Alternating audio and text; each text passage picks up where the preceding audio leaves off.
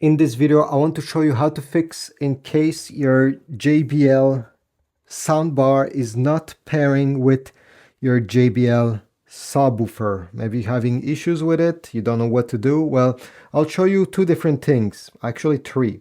So the first thing you need to do when you start having this kind of an issue of disconnection, or maybe they never got connected together, is to simply unplug them from the power source. So simply pull this cable, do the same thing for the sub. All right, pull the power cable, wait around 2 to 3 minutes, plug them back and see if they can work normally. If you're still having issues, let me show you how to manually pair the sub with your JBL soundbar. So to do this, first of all, let's turn around the sub. You're going to find that it has a button. This is the pairing button. If it's staying white and it's not blinking, it just lit up white, it means that it's currently paired with a soundbar. If it's blinking white, it means that it's in pairing mode. And if it's red, well, it simply means that it cannot connect. So step number one, make sure that your soundbar is turned on and you're going to keep press this button until it starts blinking. Okay, then release it. Take the remote control and you're going to find the bass button. On some remotes that don't have the bass, there's another button that you need to use the same way I'll show you now. It's the one that says dimmer of something. Okay, if you have an older model, check for the dimmer button. Keep press this bass button until you see subwoofer. Okay, sub, do not release it, okay? Keep it pressed until you see the whole word, subwoofer, speaker, then release it and press the minus button once. I just press it once and it will say subwoofer pairing, as you see right there. Now just wait, it's currently pairing with the subwoofer. I'm not touching anything. You see, it's not paired yet, it's still blinking. And if after doing this, you notice that the subwoofer, it's not pairing, what I suggest is that you unplug it. Unplug the soundbar just to start fresh, plug it back. Plug back this one.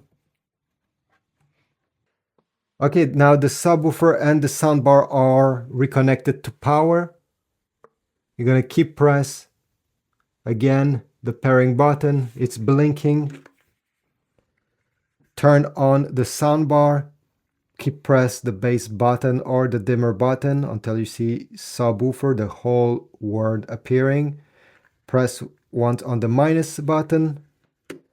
It will enter pairing mode and here you go. It has paired. Now the button stopped blinking. Hopefully this has solved your issue. If you're still having problems, I suggest doing a factory reset of the soundbar. So let me show you step by step how this is done. Step number one is to turn on your soundbar. So press once on the power button on the soundbar itself. We don't need the remote control. Then we will need to keep press the power button and this button over here, the one with an arrow and a semicircle, for 10 seconds. After 10 seconds, you should see reset appearing here. So let's do it. Okay, I'm currently pressing these two buttons and I will stay like this for 10 seconds and you'll see the result at the end. Almost there. Here is, you see, reset. You can release the buttons once you see reset and this simply confirms that the reset has been done and you can start pairing it again with another Bluetooth device, with your TV, whatever. Every settings that were stored are completely gone. It's especially good if you want to resell the soundbar or if you're having troubles with it. After you do a factory reset, you probably wonder, does my subwoofer still connect to the soundbar?